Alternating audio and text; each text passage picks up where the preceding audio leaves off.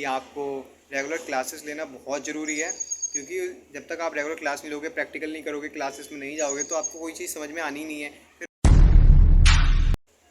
हे friends, तो स्वागत है आप सभी का एक नए वीडियो में। आप लोग पूछ रहे होंगे, सोच रहे होंगे कि ये ऐसा क्यों बोला है कि बीसीए कभी मत करना।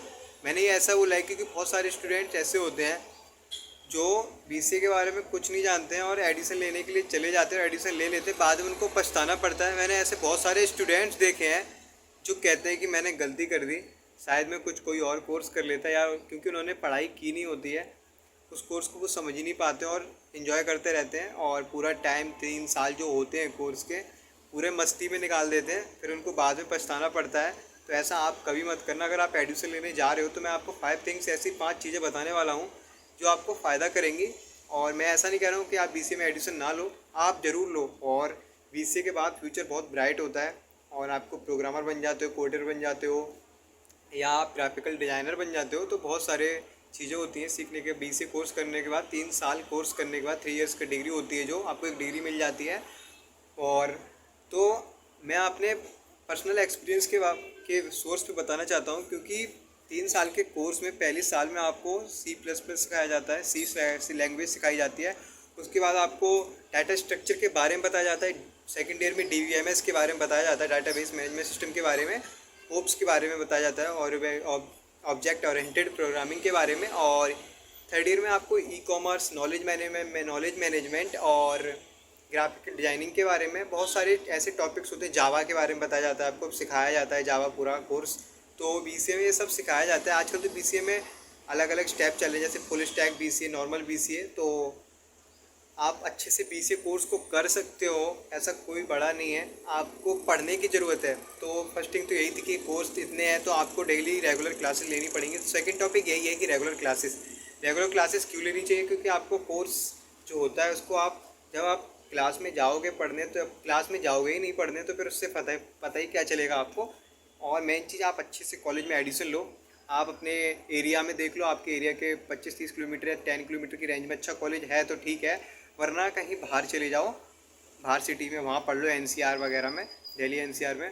तो अच्छी जगह है, मतलब हम कह रहे हैं एडिशन लो जहाँ प्लेसमेंट वगैरह या अच्छा आपको नॉलेज मिले।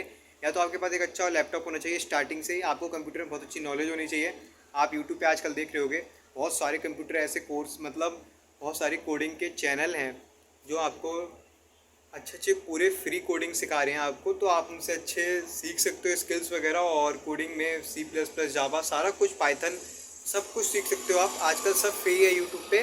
आपको कोई परचेज की, कोई कोर्स करने की वैसे ज़रूरत नहीं है, क्योंकि आपको डिग्री लेनी है तो बीसीए तो करना ही पड़ेगा। बीसीए में जो कोर्स होते हैं वो आप यूट्यूब पे सीख सकते हो।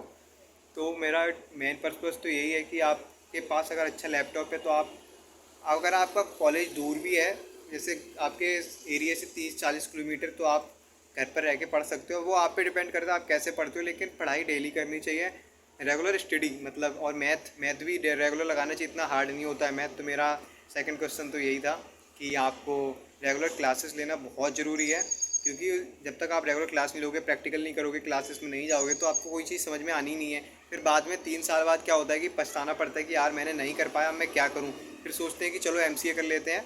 तो ये सारे ऑब्जेक्ट मतलब क्वेश्चन होते हैं स्टूडेंट्स के। तो मैंने बहुत सारे स्टूडेंट अपने दोस्त लोगों से पूछा है, तो उनको बहुत परेशानी होती है। तो ये मेरा रियल अपना पर्सनल एक्सपीरियंस बता रहा हूँ आपको कि पढ़ाई करना बहुत ज़रूरी है। तो आपको रेगुलर क्लास लेना तो मेन चीज़, और बहुत ज़रूरी रेगुलर क्लास लेना। बात करते हैं क्वेश्चन नंबर 3 की, कि आपको जो आप कॉलेज में पढ़ के आ रहे हो उसको आप घर पे प्रैक्टिस करना बहुत ज़रूरी है। जब तक आप प्रैक्टिस नहीं करोगे तो आपको कोई चीज़ समझ में नहीं आने वाली है। आपको ने एक बार जो चीज़ सीख ली है उसको आप दोबारा ट्राई करो, अपने वर्क करो, बुक पर जो चीज़ आपको मोस्ट क्वेश्चन होते हैं उनको आप लिख लो नोट में, उसको बार बार सुबह, मॉर्निंग में, शाम को ट्राई करो, सीखो। तो इन चीज़ों से क्या होगा, आपको नॉलेज बढ़ेगी और आपकी प्रैक्टिस बढ़ेगी। आपको डेली प्रैक्टिस करनी है। जो चीज़ नई, मेन चीज़ क्या होता है, जो कोई नई चीज़ होती है, जैसे सीख रहे हो आप कोडिंग वगैरह, आपको वो चीज़ नहीं समझ में आती तो आप क्या करते हो, छोड़ देते हैं, चलो बाद में सीख लेंगे। लेकिन ऐसा गलत है।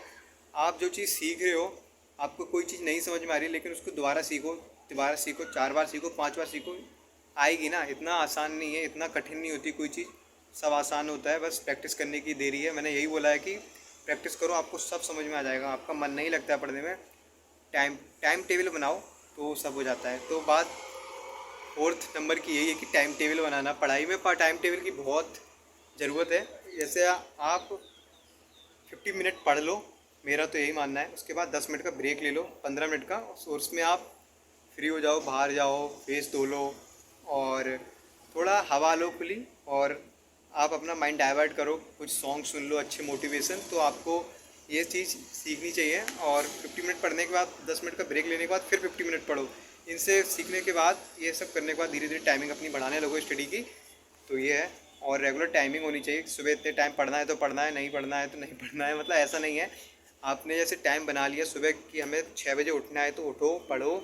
क्योंकि जब तक आप बीसीए में मेन चीज़ यही होती है, प्रैक्टिस, प्रैक्टिस लर्निंग। जो और क्योंकि आप कोई चीज़, मतलब आप मान लो सी लैंग्वेज सीख रहे हो, HTML सीख रहे हो, CSS सीख रहे हो।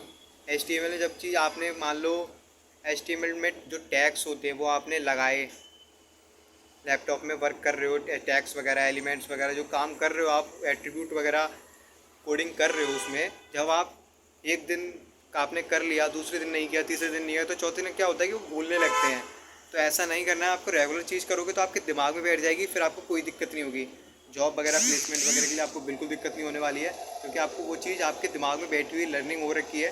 तो ये होता है कि आपको रेगुलर पढ़ना है, डेली टाइमिंग बनाओ कि हमें इतने वक्त से इतने वक्त पढ़ना है तो पढ़ना है, चाहे कोई भी दिक्कत क्यों ना आ जाए, पढ़ना है तो पढ़ना है। मेरा एक क्वेश्चन ये है कि आप रेगुलर यूट्यूब पर जो कोर्स, मैंने पहले भी बताया अभी इसमें, कि आप फ्री वीडियोस डाली हैं। चैनल का नाम बताता हूँ आपको, कोड विद हैरी।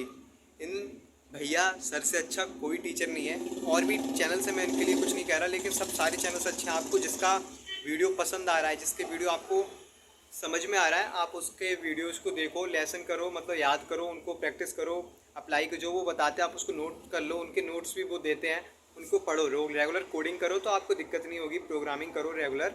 तो मेरा यही है कि यूट्यूब पर बहुत सारे वीडियोज़ डले हैं, नोट्स वगैरह हैं, गूगल पर सर्च करो, बहुत कुछ फ्री में मिल जाता है। तो पैसे देने की ज़रूरत नहीं है, और आप सीखने को मिलेगा।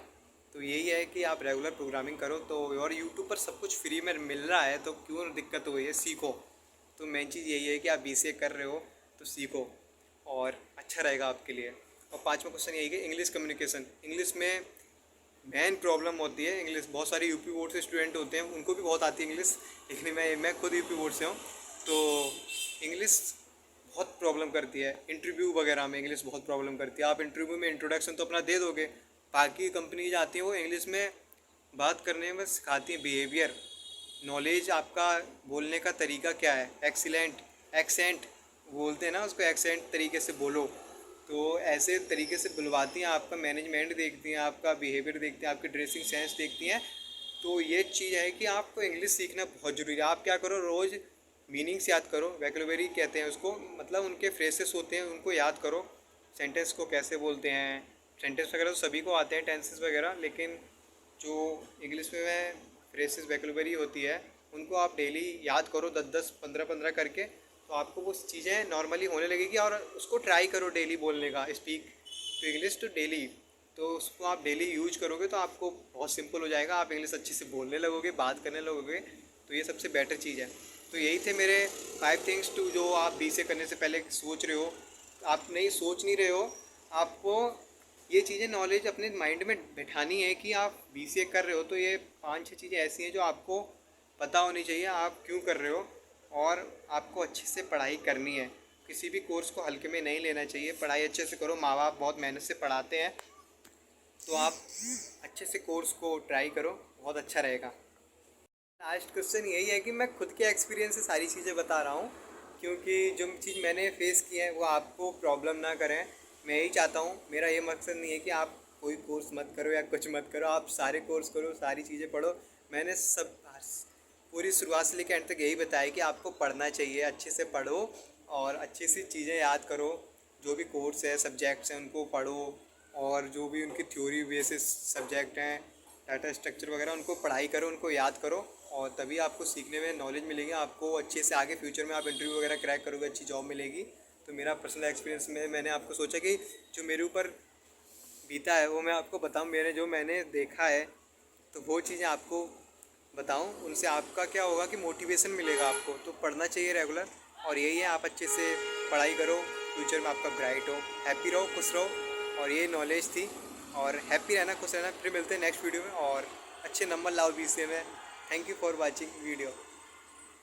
और भी आपके कोई कमेंट हो हाँ तो बता देना वीडियो में, कमेंट में, हम आप उसके लिए प्रॉपर वीडियो बना सकते हैं और रिप्लाई भी दे सकते हैं। Thank you. कमेंट जरूर करना वीडियो कैसी है, लाइक ज़रूर करके जाना, सब्सक्राइब भी चैनल को। बाय, टाटा।